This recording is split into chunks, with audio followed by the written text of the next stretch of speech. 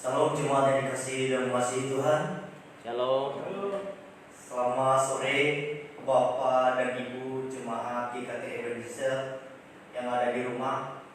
Di sore hari ini kita sama-sama beribadah kepada Tuhan. Mari kita mempersiapkan hati kita untuk menghadap tahta Tuhan di sore hari ini. Saya mengundang seluruh jemaat Allah untuk berdiri bersama dengan saya. Mari kita berdiri bersama. Mari kita mengambil satu sejenak di hadapan Tuhan.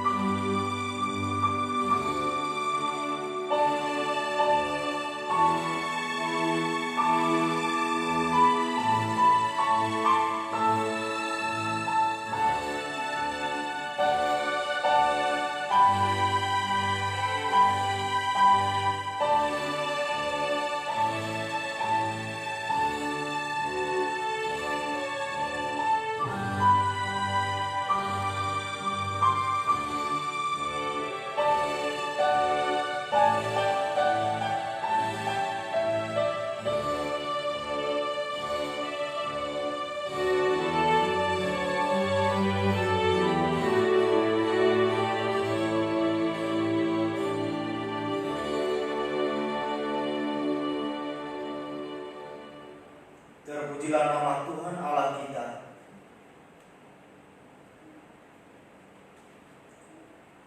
Bagi kita dan bagi keselamatan kita, Kristus menjadi taat hingga mati, bahkan mati di atas kayu salib. Mari kita memuji Tuhan dari PPR nomor 4. Kita ambil refnya saja. Haleluya, puji Tuhan.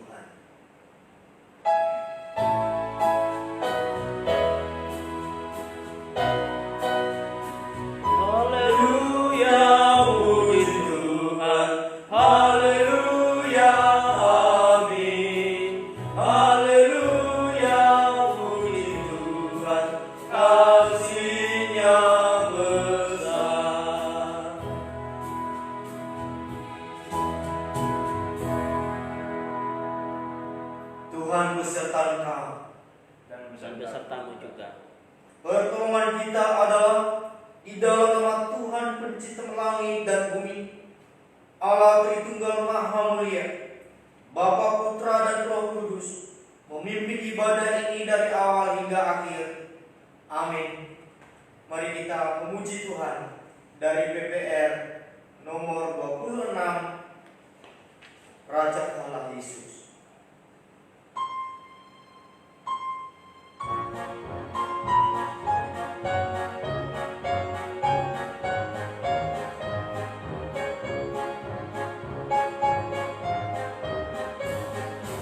Raja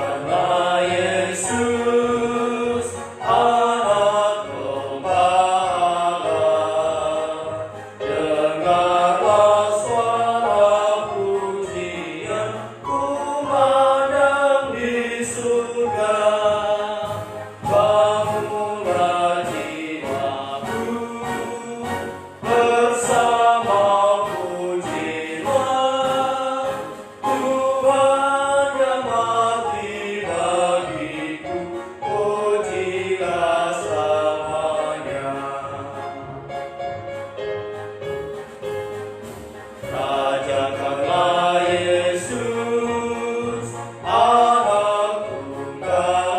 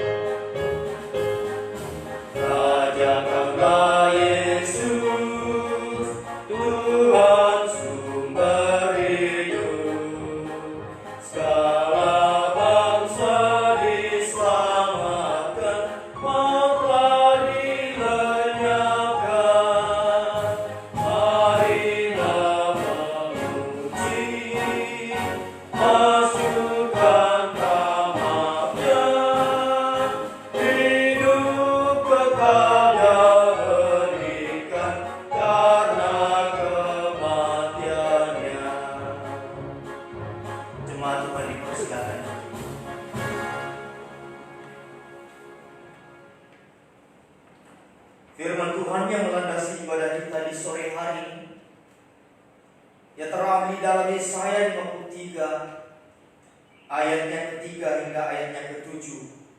Bersama dengan jemaat kita baca bersama-sama. Yesaya 53 ayat 3 sampai ayatnya ke-7. Ia dihina dan dihindari orang, seorang penuh kesengsaraan dan yang biasa menderita kesakitan. Ia sangat dihina, sehingga orang menutup mukanya terhadap dia, dan bagi kita pun dia tidak masuk hitungan. Tetapi sesungguhnya penyakit kita lah yang ditanggungnya, dan kesengsaraan kita yang dipikulnya. Padahal kita mengira dia kena tulah, dipukul dan ditindas Allah. Tetapi dia tertikam oleh karena pemberontakan kita, dia diremukkan oleh karena kejahatan kita. Ganjaran yang mendatangkan keselamatan bagi kita ditimpakan kepadanya, dan oleh bilur-bilurnya kita menjadi sembuh.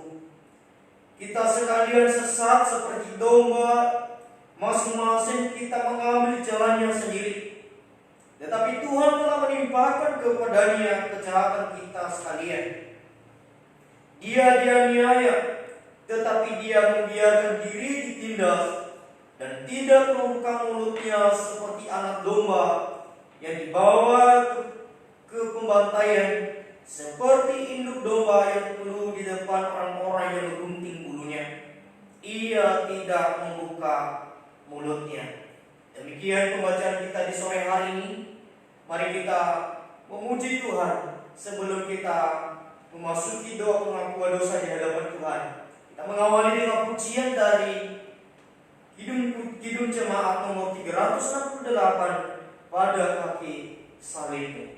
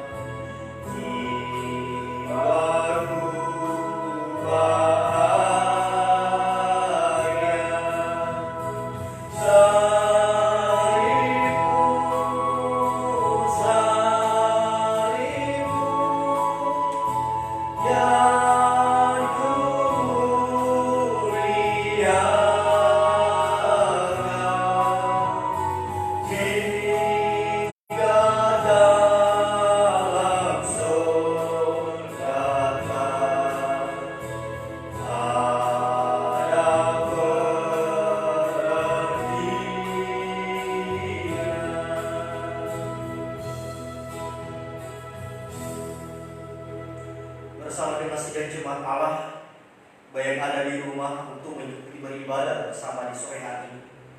Mari kita sama-sama mengaku dosa kita di hadapan Tuhan. Mari kita mengakui atas segala kesalahan kita yang seringkali kita menyakiti hati Tuhan lewat perbuatan, tindakan, isi hati kita dan pikiran kita yang tidak berkenan kepada Tuhan. Namun di sore hari ini kesempatan yang terindah diberikan oleh Tuhan di surga untuk setiap kita sebagai umat pilihan Allah, untuk kita membuka hati kita, mengaku dosa kita di hadapan Tuhan.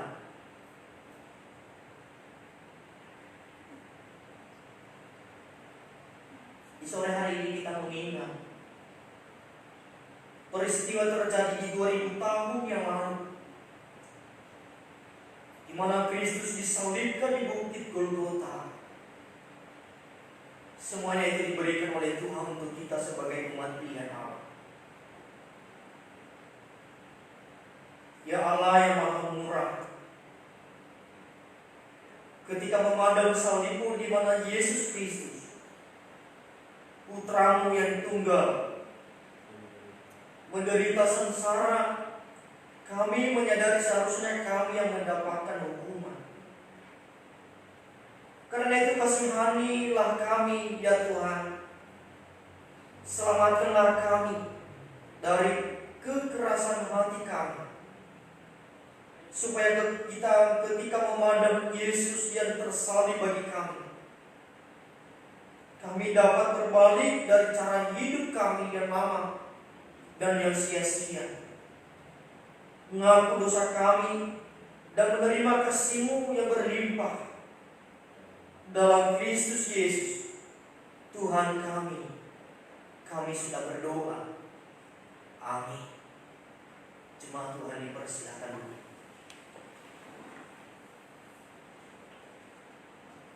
Umat Tuhan yang terkasih, terpujilah Allah Bapa Tuhan kita Yesus Kristus. Oleh karena Dia di dalam Yesus Kristus, Ia berkenan mengampuni kesalahan kita dengan cara menimpahkan kepada Yesus Kristus Putranya tunggal. Dia yakni Yesus Kristus yang tidak mengenal dosa telah dibuatnya menjadi dosa karena kita, supaya dalam Dia kita dibenarkan oleh Allah. Oleh karena itu, sebagai orang yang dibenarkan melalui karya penebusan Yesus Kristus, Tuhan kita hidup dalam perdamaian dengan Allah. Jikalau kita telah diperdamaikan dengannya, marilah kita hidup dalam perdamaian dengan semua orang. Petunjuk hidup baru bagi kita sebagai umat Tuhan di sore hari ini, ya terambil di dalam 2 Korintus 5 ayat 15. Demikian firman Tuhan. Dan jadikanlah firman Tuhan sebagai penuntun hidup kita, karena Kristus telah mati untuk semua orang, supaya mereka yang hidup tidak lagi hidup untuk dirinya sendiri, tetapi untuk Dia yang telah mati dan telah dibangkitkan untuk kita semua. Mari kita memuji Tuhan. Dari PPR nomor 54, kita bersukacita atas pengorbanan Tuhan, atas anugerah Tuhan yang telah Dia berikan untuk kita sebagai umat pilihan Tuhan. Kita memuji Tuhan. Tuhan Yesus mati bagi.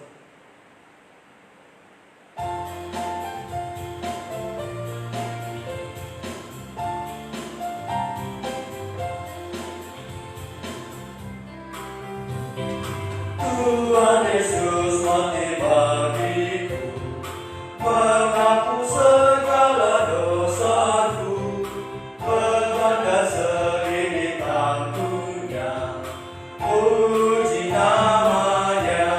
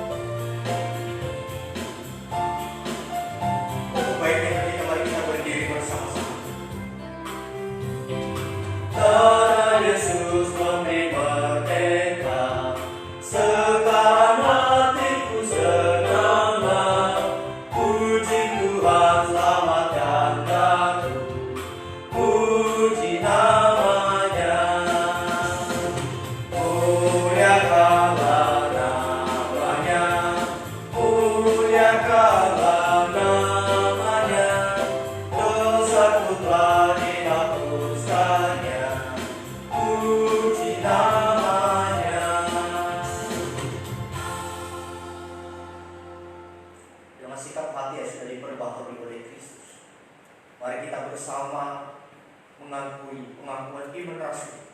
Pengakuan iman rasuli dimulai. Aku percaya kepada Allah, Bapa yang Maha Kuasa, dari langit dan bumi, dan kepada Yesus Kristus, Anak yang tunggal Tuhan kita, yang dikandung daripada Roh Kudus, lahir dari anak darah Maria, yang menderita sengsara di bawah pemerintahan Pontius Pilatus, disalibkan, mati dan dikuburkan, turun ke dalam kerajaan maut, pada hari yang ketiga bangkit pula dari antara orang mati, naik ke surga, duduk di sebelah kanan Allah, Bapa yang Maha Kuasa, dan dari sana Dia akan datang untuk menghakimi orang yang hidup dan yang mati. Aku percaya kepada Roh Kudus, gereja yang kudus datang, persekutuan orang kudus, pengampunan dosa, kebangkitan tubuh, dan hidup yang kekal. Amin. Jemaat Tuhan dipersilakan dulu. Saatnya kita memasuki doa syafaat yang dilayani oleh evangelis generalis dari Sdita Sema.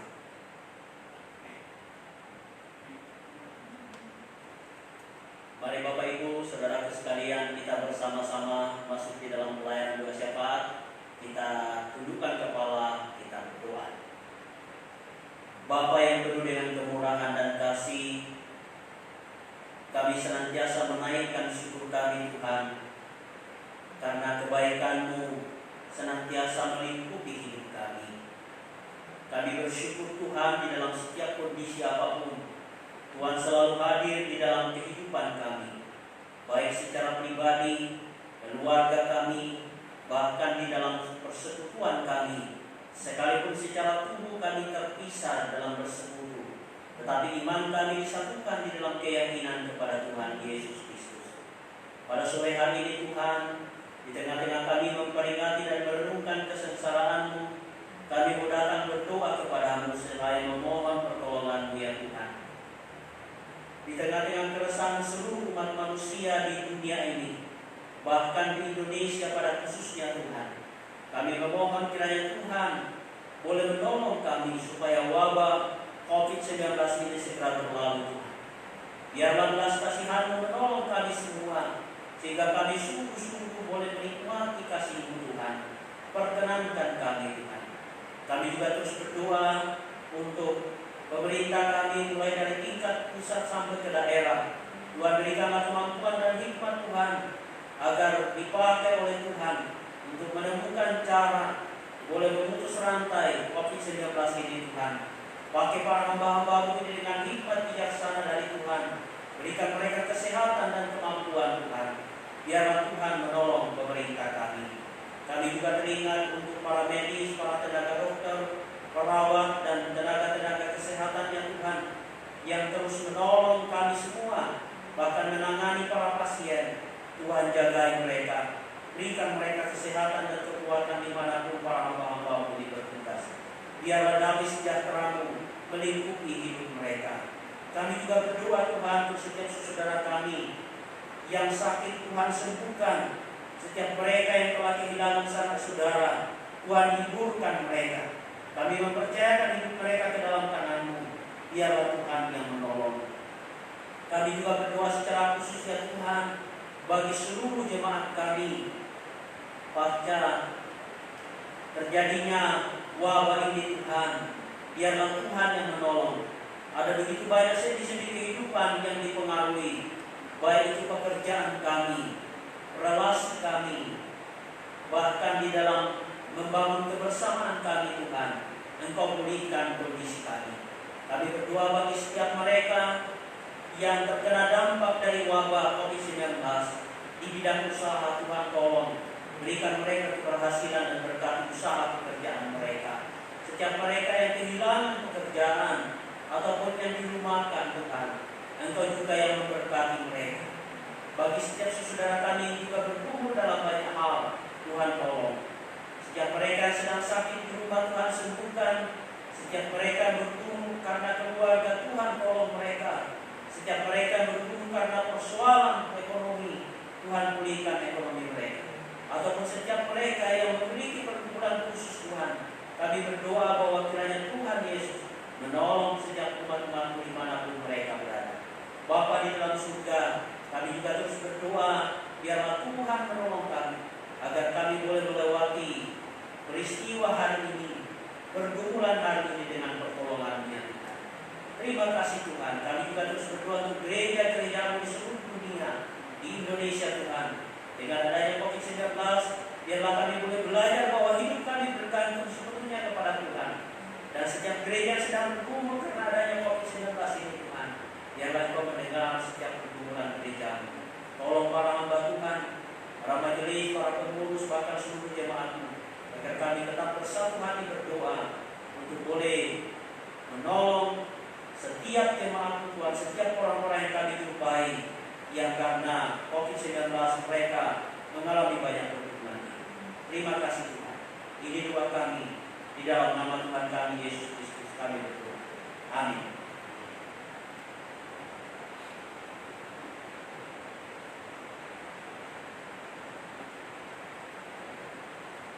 Jemaat Tuhan yang ada di rumah, saatnya kita mempersiapkan hati kita untuk mendengarkan sebagian dari firman Tuhan yang menguatkan iman kita, yang menguatkan pengharapan kita di sore hari ini lewat persekutuan ibadah ini. Mari kita memuji Tuhan dari PPR nomor 66, Jaminan Mulia.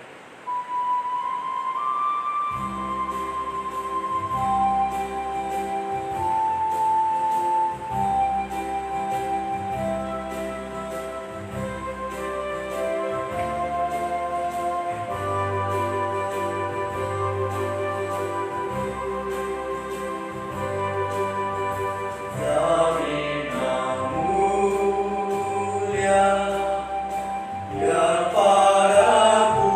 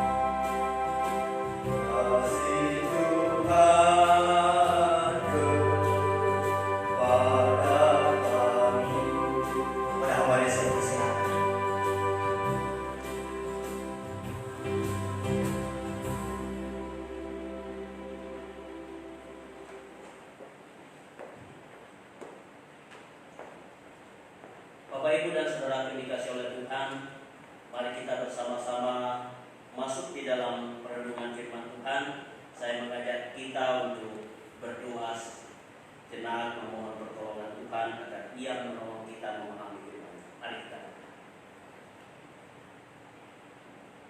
Bapa kami di dalam surga, kami bersyukur kepada-Mu ya Tuhan. Karena di tengah-tengah pergumulan kami sebagai umat manusia, Tuhan masih mengasihi kami dan bahkan kami percaya Tuhan terus mengasihi kami. Tuhan tolong kami agar kami boleh terus memahami kasih-Mu, bahwa Engkau tidak pernah meninggalkan kami. Di dalam ibadah memperingati kesengsaraan-Mu Tuhan, kami mau datang untuk merenungkan firman. Tuhan tolong kami agar firman yang kami dengar bersama-sama sungguh menguatkan kami. Berikan juga kemampuan kepada hamba-Mu di dalam segala keterbatasan ini, agar boleh menyampaikan firman Tuhan dengan baik. Terima kasih ya Tuhan, kami siap mendengarkan firman. Di dalam nama Tuhan Yesus kami berdoa. Amin. Shalom Bapak Ibu. Kita bersyukur Tuhan memberikan kita kesempatan untuk boleh bersama-sama beribadah pada sore hari ini, sekaligus merenungkan bagaimana Kristus berkorban buat saya dan Bapak Ibu semua di atas kayu salib, untuk semata-mata memberikan kita jaminan keselamatan di dalam surga. Mari kita memperhatikan bagian Alkitab kita dari Yesaya pasalnya yang ke-53. Yesaya pasal 53 ayat 4 sampai ayatnya yang ketiga hingga ayatnya yang ke-6. Yesaya pasal 53 ayatnya yang ketiga hingga ayatnya yang ke-6. Kalau sudah menemukan Bapak Ibu dan Saudaraku, kita perhatikan di Alkitab kita masing-masing. Saya akan membacakannya untuk kita. Dihina dan dihindari orang, seorang yang penuh kesengsaraan dan yang biasa menderita kesakitan. Ia sangat dihina sehingga orang menutup mukanya terhadap dia, dan bagi kita pun dia tidak masuk hitungan. Tetapi sesungguhnya penyakit kitalah yang ditanggungnya, dan kesengsaraan kita yang dipikulnya. Padahal kita mengira dia kena tulah, dipukul dan ditindas Allah. Tapi dia tertikam oleh karena pemberontakan kita, dia diremukkan oleh karena kejahatan kita. Ganjaran keselamatan bagi kita ditimpakan kepadanya, dan oleh bilur-bilurnya kita menjadi sembuh. Kita sekalian sesat seperti domba, masing-masing kita mengambil jalannya sendiri. Tetapi Tuhan telah melimpahkan kepadanya kejahatan kita sekalian. Bapak Ibu dan Saudara yang disebut berbahagia adalah kita semua yang boleh mendengarkan firman Tuhan lalu merenungkan melakukannya di dalam hidup kita. Nah Bapak Ibu dan Saudara dikasih oleh Tuhan, di dalam secara khusus hari ini kita memperingati pengorbanan Tuhan Yesus di atas kayu salib, di mana Ia menderita penderitaannya yang luar biasa ini. Nah tema kita yaitu memandang kepada Dia yang tertikam. Ketika kita coba renungkan sejenak dalam masa-masa penderitaan Kristus, ketika Ia dikhianati, ketika Ia ditangkap, lalu diseret seperti seorang budak yang tidak berharga, lalu Ia dicambuk, disiksa, dan penderitaannya sangat luar biasa. Adakah kita merenungkan satu tema atau satu perenungan kita, mengapa Tuhan Yesus mau merelakan dirinya menderita? Mengapa Tuhan Yesus mau merelakan dirinya menderita? Bapak Ibu dan Saudara yang dikasihi oleh Tuhan, kalau kita memperhatikan dua bagian firman Tuhan,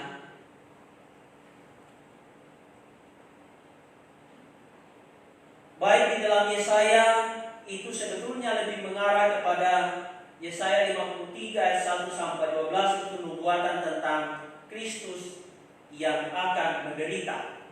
Dan itu memang digambarkan bagaimana ia dihina, sangat dihina, bahkan penyakit kita dan kakinya itu gambaran Yesaya. Lalu di dalam 1 Petrus pasal 2 itu sebetulnya lebih menggambarkan bahwa penderitaan Kristus itu sebagai teladan di dalam hidup kita.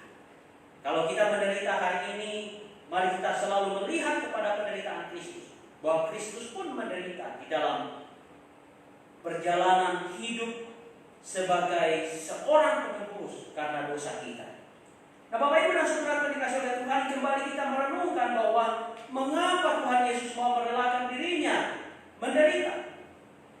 Nah, Bapak Ibu dan Saudara, ada sebuah perenungan lagi yang coba kita mau bawa di dalam hidup kita, yang seringkali kita dengar bahwa berkorban untuk orang benar itu biasa, tetapi berkorban untuk orang bersalah itu tidak logis. Misalnya Bapak Ibu dan Saudara, kita menemukan orang yang kedapatan mencuri helm, lalu ia dipukuli di situ oleh orang banyak. Seringkali kan ada istilah menghakimi sendiri dan mereka tidak mau tahu begitu ya.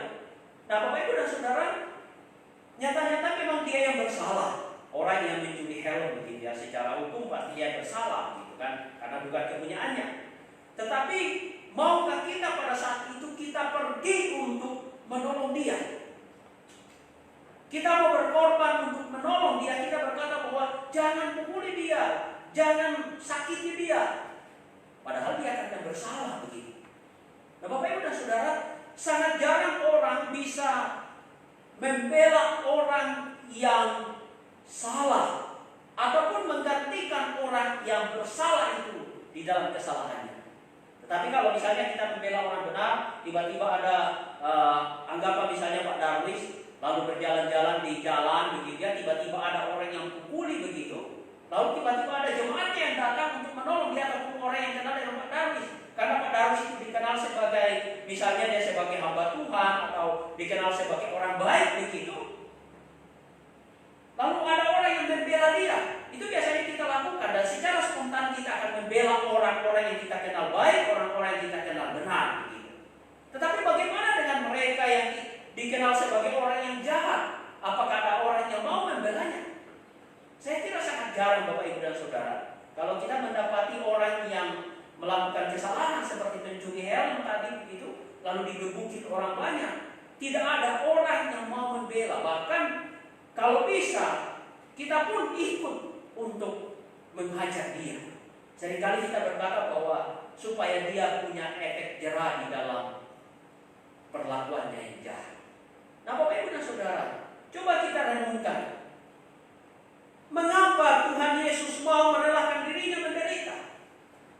Mengapa Tuhan Yesus itu mau datang ke tengah-tengah dunia ini untuk menebus kita sebagai orang berdosa? Oleh karena itu Bapak Ibu dan Saudara yang dikasihi oleh Tuhan, kalau kita mau melihat sejenak apa makna pengorbanan Kristus di atas kayu salib, kita tentu harus melihat respek ke belakang tentang cerita ketidaktaatan manusia pertama, yaitu Adam dan Hawa. Kalau kita memperhatikan Bapak Ibu dan Saudara, bahwa Adam dan Hawa itu sebagai gambar dan rupa Allah, Tuhan lalu menempatkan mereka di dalam Taman Eden. Tuhan memberi mereka makan kepada manusia itu. Lalu di dalam Kejadian pasal 2 kita bisa melihat Tuhan memberi semua, bahkan Tuhan berfirman, semua pohon di dalam taman ini, buah pohon taman dalam taman ini kamu boleh makan, tetapi buah pohon pengetahuan yang baik dan yang jahat tidak boleh kamu makan. Cuma satu Bapak Ibu dan Saudara yang dilarang oleh Tuhan, tetapi karena ketidaktaatan nenek moyang kita yaitu Adam dan Hawa, mereka melanggar perintah Tuhan. Dan dari situlah Bapak Ibu dan Saudara dikasihi oleh Tuhan, ketika Adam dan Hawa itu mempunyai keturunan, dan sampai hari ini kita adalah keturunannya, natur dosa itu ada di dalam diri manusia. Sehingga setiap manusia itu memiliki natur dosa. Coba kita perhatikan Bapak Ibu dan Saudara, salah satu gambaran natur dosa. Kalau kita perhatikan seorang anak kecil, tidak perlu diajari dia untuk memukul temannya ketika mainannya dirampas temannya, atau ketika dia sedang marah Apakah papa mamanya sering mengajari mereka marah? Tidak. Tetapi itu adalah ekspresi atau natur dosa yang muncul di dalam hidup manusia. Nah, Bapak Ibu dan Saudara, itulah yang terus ada di dalam hidup manusia sehingga kejahatan itu muncul, dosa itu ada di dalam diri manusia. Nah, Bapak Ibu dan Saudara yang dikasih oleh Tuhan. Oleh karena itu Roma pasal 3 ayat 23 menolong kita melihat di dalam bagaimana Adam itu ketika jatuh ke dalam dosa, lalu manusia itu memiliki natur berdosa, sehingga kalau kita memperhatikan hari ini Bapak Ibu dan Saudara, dosa itu tidak perlu dipelajari. Dosa itu paling gampang dilakukan. Kebenaran Allah yang paling susah untuk dilakukan. Dosa tidak perlu kita ajari kepada orang, tetapi dia sudah tahu. Bahkan orang yang keseringan berbuat dosa akan merasakan bahwa nikmat dosa itu akan membawa dia kepada kenikmatan dunia. Nah, Bapak Ibu dan Saudara yang dikasihi oleh Tuhan, dari situlah kita bisa melihat, makanya Roma pasal 3:23 menuliskan, karena semua orang telah berbuat dosa, karena semua orang telah memiliki natur dosa di dalam dirinya dan telah kehilangan kemuliaan Allah. Dari situlah kita bisa melihat bahwa manusia itu telah hidup di dalam dosa dan dia tidak bisa menemukan kebenaran di dalam standarnya Allah.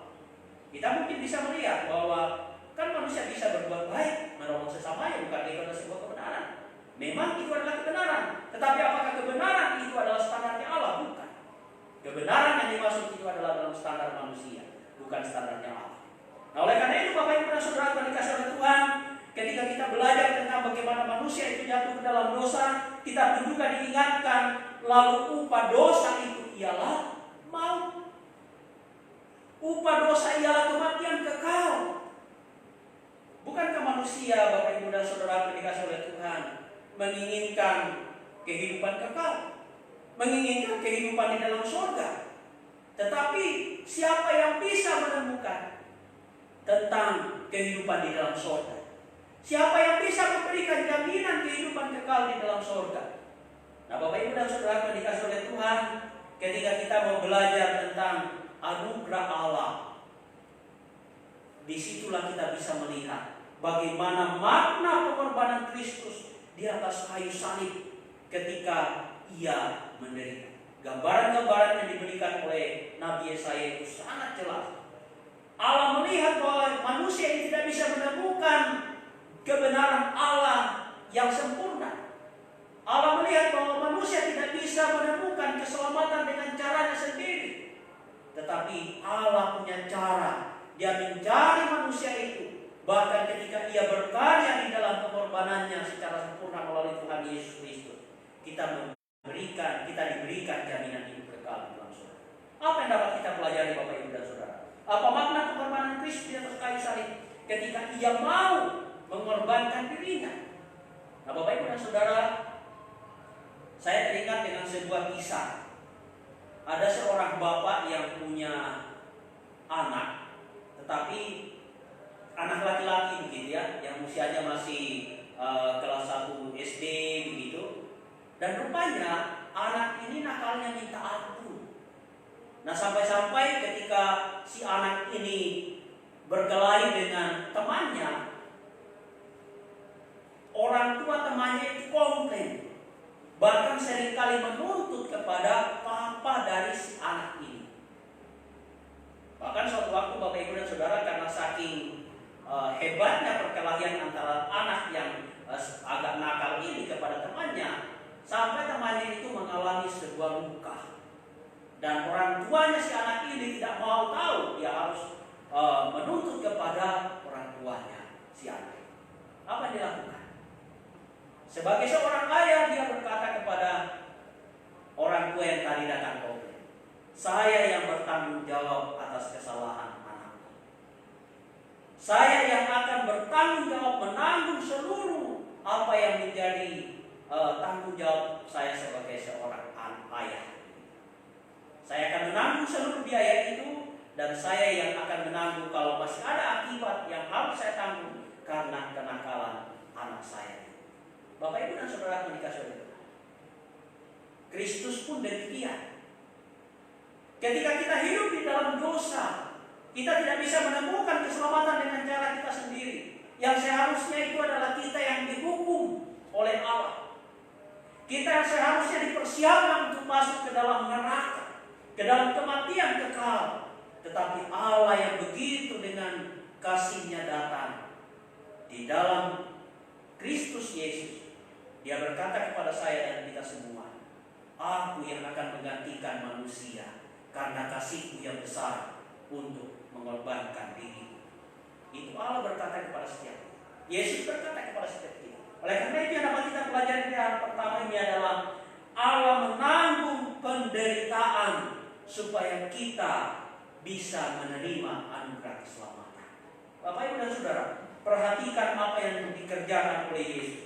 Ayat yang ketiga, Ia dihina. Ia sangat dihina. Bahkan di dalam arti yang lain, Ia direndahkan dan ditolak oleh manusia. Itu adalah upah dosa. Dosa itu adalah penghinaan Bapak Ibu dan Saudara. Bahkan konsekuensi dosa itu adalah Ia harus menerima hukuman karena saya dan Bapak Ibu yang berdosa. Bapak Ibu dan Saudara yang dikasihi oleh Tuhan, dosa itu menghasilkan penderitaan. Dosa menghasilkan berbagai macam pergumulan hidup Bapak Ibu dan Saudara. Oleh karena itu, ketika Yesus datang, dosa itu adalah penghinaan yang harus ditanggung oleh Yesus. Ia sangat dihina oleh manusia. Bahkan Ia menanggung penyakit, penderitaan, dan seluruh penderitaan kita ditanggungnya, dipikulnya, supaya kita memiliki jaminan hidup kekal di dalam surga. Bapak Ibu dan Saudara yang dikasihi oleh Tuhan, bukankah begitu mengerikannya tentang dosa yang dialami oleh manusia? Bukankah begitu luar biasanya dosa yang sangat mengerikan ini? Pernahkah kita merenungkan bahwa dosa itu begitu jahatnya, sehingga hanya anugerah Allah di dalam Yesus Kristus mampu memberikan kita keselamatan? Nah, Bapak Ibu dan Saudara yang dikasihi oleh Tuhan, yang seharusnya dihina itu adalah saya dan Bapak Ibu karena dosa kita. Yang seharusnya itu sengsara itu adalah saya dan Bapak Ibu semua. Tetapi karena Yesus mengasihi saya dan Bapak Ibu, Ia menggantikan kita di atas kayu salib supaya kita menerima anugerah keselamatan. Selanjutnya adalah mengapa Allah mau menanggung penderitaan? Mengapa Allah mau menanggung penderitaan? Apakah karena kita manusia sangat berharga di hadapannya? Iya, berharga. Tetapi apakah itu adalah alasan yang memang Tuhan pakai karena kita berharga di hadapan Allah? Tidak, Bapak Ibu dan Saudara. Bukan hanya itu. Allah mau menanggung penderitaan karena Allah sangat mengasihi saya dan Bapak Ibu dan Saudara. Bukankah di dalam Yohanes 3:16 kita bisa melihat karena begitu besar kasih Allah akan dunia, sehingga Ia telah mengerjakan anaknya juga supaya setiap orang yang percaya kepadanya tidak binasa melainkan beroleh hidup. Begitu besar kasih Allah. Bapak Ibu dan Saudara, secara logika kita tidak bisa berpikir bahwa kenapa Allah begitu mengasihi saya yang berdosa ini. Ia menggantikan saya untuk disalib. Ia menggantikan saya untuk sengsara supaya saya menerima anugerah keselamatan. Bapak Ibu dan Saudaraku, mengapa Allah mau menanggung penderitaan? Karena tuntutan Allah adalah mutlak dan sempurna. Pengorbanan untuk membayar dosa manusia itu, Bapak Ibu dan Saudara, harus dibayar dengan sempurna, tidak boleh bercacat celah.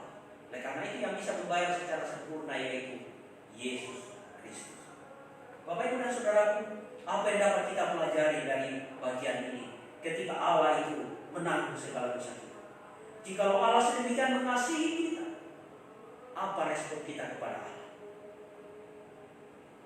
Apakah kita juga begitu serius mengasihi Allah? Ataukah kita hanya bisa berkata, Tuhan terima kasih atas kasih-Mu, tetapi kita tidak menunjukkan kasih itu kepada Allah? Bapak Ibu dan Saudara yang dikasihi oleh Tuhan, jika Allah sedemikian menuntut konsekuensi dosa secara serius, seberapa seriuskah kita mewujudkan kasih Allah secara nyata?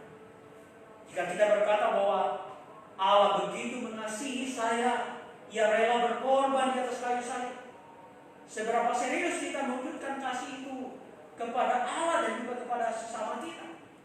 Jika kita berkata saya mengasihi Allah yang tidak kelihatan lalu kita tidak mengasihi sesama kita, itu sebetulnya kita adalah seorang berdusta. Kasih kita kepada Allah akan terlihat ketika kita mengasihi sesama kita.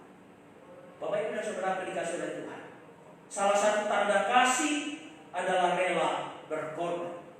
Orang yang Ia kasih, ketika kita berkata saya mengasihi saudara saya seperti Kristus mengasihi saya orang berdosa ini, mari kita wujudkan itu dengan kasih yang berkorban. Yesus Kristus telah memberi teladan kasih, yaitu memberikan nyawanya sebagai tebusan bagi umat manusia. Yang kedua, kita mau belajar Bapak Ibu dan Saudara, mengapa Allah begitu mau berkorban buat saya dan Bapak Ibu dan Saudara? Dia adalah Allah yang menyembuhkan penyakit.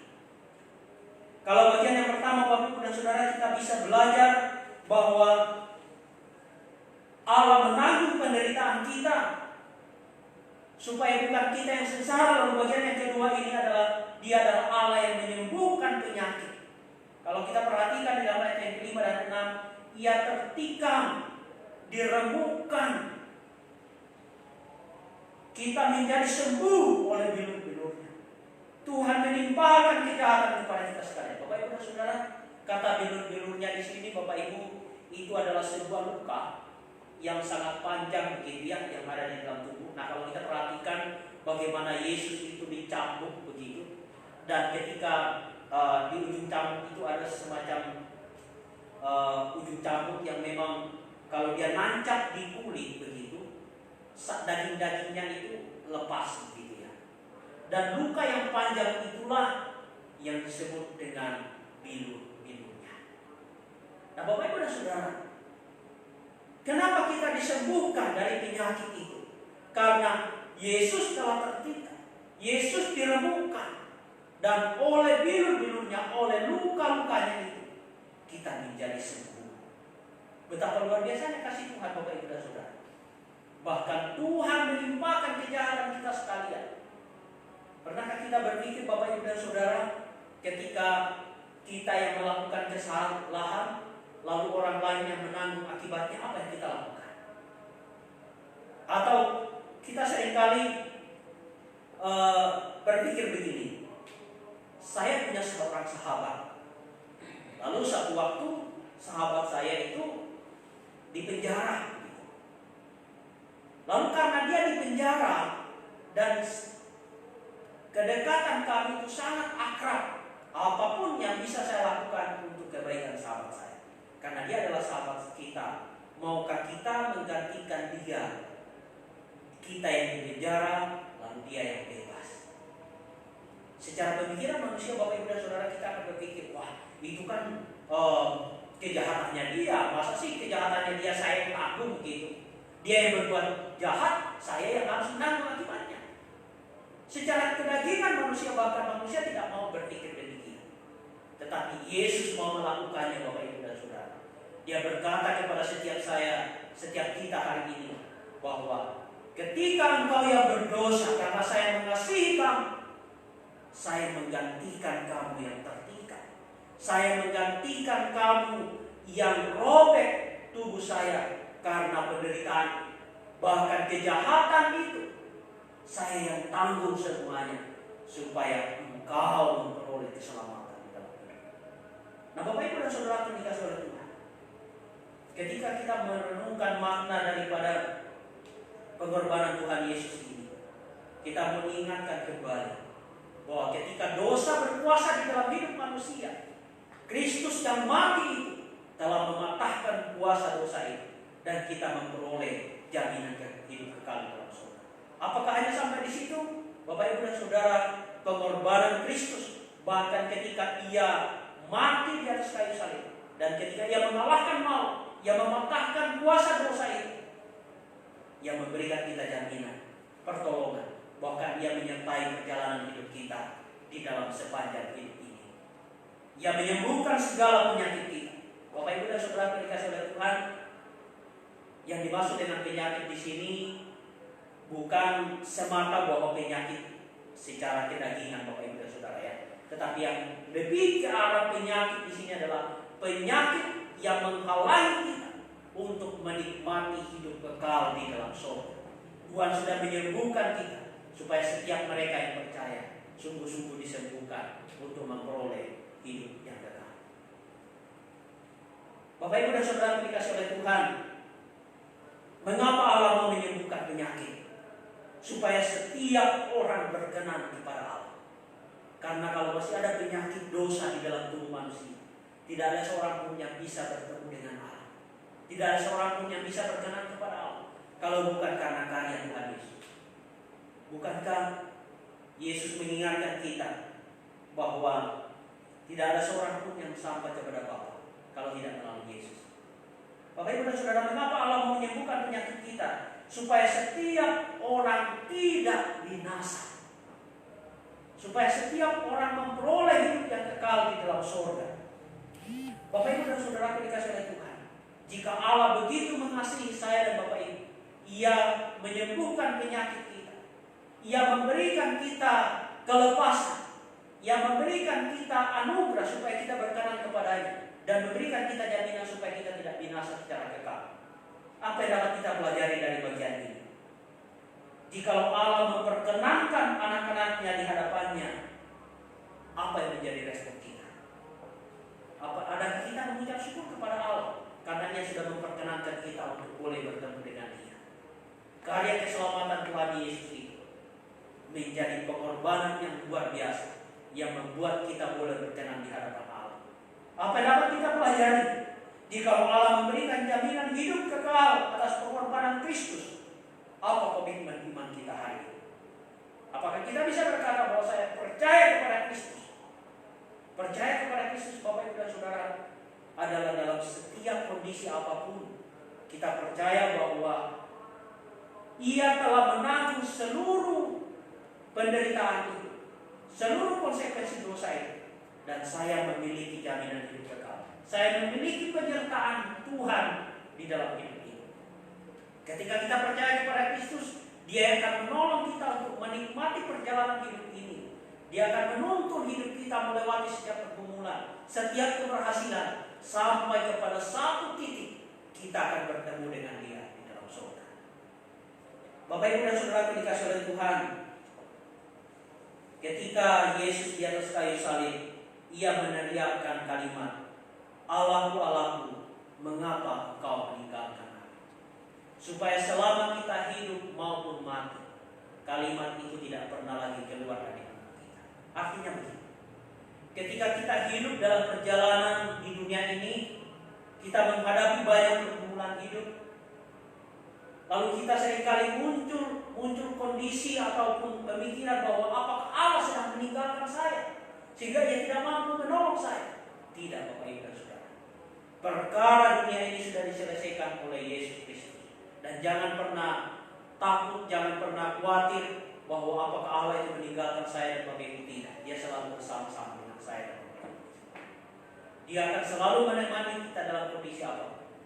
Percayalah kepada Tuhan. Dia selalu menolong kita. Bapak Ibu dan Saudaraku, mari kita coba merenungkan kembali bahwa penderitaan Kristus, pengorbanan Kristus, supaya kita tidak menderita dan tidak sakit. Pengorbanan Kristus supaya kita tidak menderita dan tidak sakit lagi di dalam berbagai macam pergumulan hidup. Sekalipun mungkin secara jasmani kita hidup mengalami kesakitan, tetapi yang paling penting adalah kita bisa melewati proses pergumulan hidup ini. Kita melewati kesakitan secara jasmani dengan satu keyakinan bahwa Tuhan selalu menyertai kita. Karena Dia sudah menanggung sakit, Ia sudah menderita buat saya, dan Allah telah menanggung penderitaan buat saya dan Bapak. Allah telah menyembuhkan penyakit kita, supaya kita tidak menderita dan tidak sakit lagi. Bapak Ibu dan Saudara, tidak hanya firman Tuhan menolong kita untuk terus merenungkan karya keselamatan di dalam Tuhan Yesus. Jika Ia telah menanggung penderitaan buat saya dan Bapak Ibu semua, Jika ia telah menyembuhkan penyakit kita supaya dosa tidak berkuasa lagi dan kita memiliki jaminan hidup kekal, marilah kita terus percaya kepada Dia, yaitu Tuhan Yesus yang telah berkorban buat saya dan kita semua.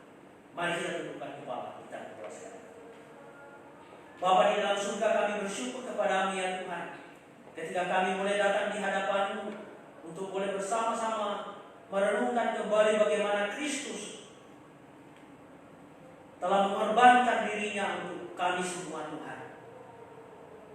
Yang seharusnya kami yang mengalami penderitaan, yang mengalami siksaan, yang digantung di atas kayu salib karena ketidaktaatan kami. Namun karena kasih-Mu yang besar Tuhan, Engkau memberikan kami kelepasan. Engkau menggantikan kami di atas kayu salib supaya kami memperoleh jaminan hidup kekal di dalam surga. Terima kasih ya Tuhan. Berkati seluruh jemaat dimanapun mereka berada. Biarlah pengorbanan Kristus yang mereka renungkan pada hari ini sungguh-sungguh menguatkan iman mereka, bahwa Kristus sudah menyembuhkan mereka, sudah melepaskan mereka dari sakit yang diakibatkan oleh dosa. Terima kasih Tuhan. Ini doa kami di dalam nama Tuhan Yesus. Amin.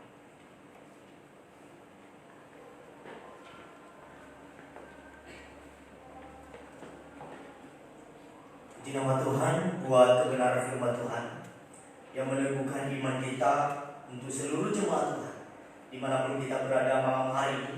Ketika kita mengikuti ibadah ini bersama, berbahagialah setiap kita yang selalu setia, yang sudah disembuhkan oleh Kristus Tuhan lewat pengorbanannya bagi setiap kita. Di sore hari ini Bapak Ibu Saudara yang dikasihi Tuhan, sebagai ucapan syukur kita, mari kita memberikan persembahan kita kepada Tuhan. Namun kita awali dengan pujian dari PPI Biru nomor 35, Anak Allah Yesus namanya.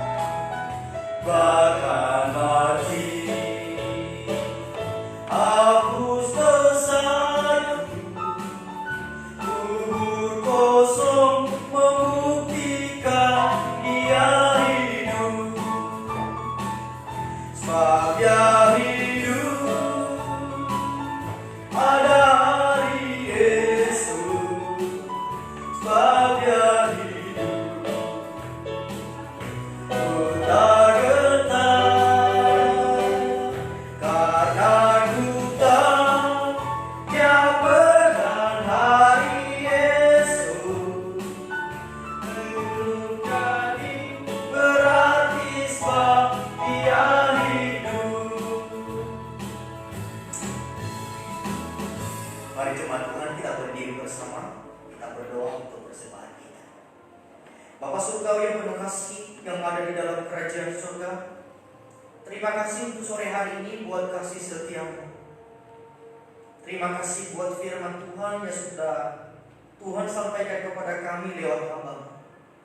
Biar apa yang kami pelajari di sore hari ini ya Tuhan menjadi pedoman hidup kami, untuk kami semakin mengenal dan mengerti kasih Allah yang telah Tuhan curahkan untuk kami sebagai umat manusia.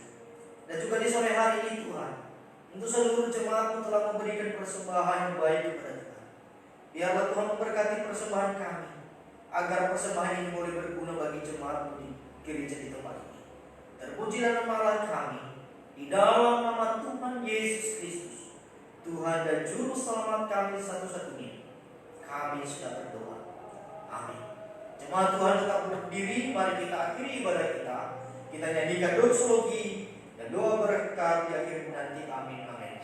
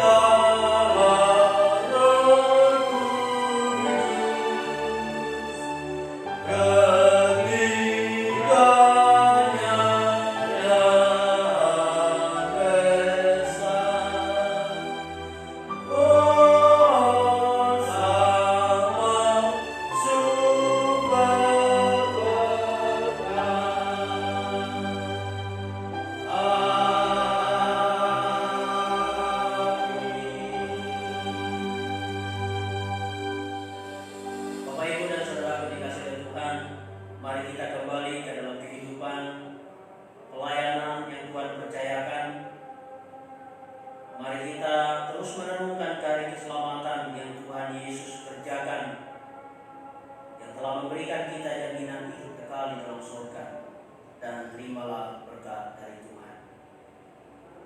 Kiranya Allah yang penuh dengan kasih, yang kasihnya dari kekal hingga kekal, yang menyempurnakan kasihnya melalui pengorbanan Tuhan kita Yesus Kristus, yang terus menuntun, menghibur, dan menguatkan kita melalui karya Roh Kudus. Kiranya Allah yang Tritunggal itu terus menyertai perjalanan hidup kita, mulai hari ini sampai selama-lamanya. Amin.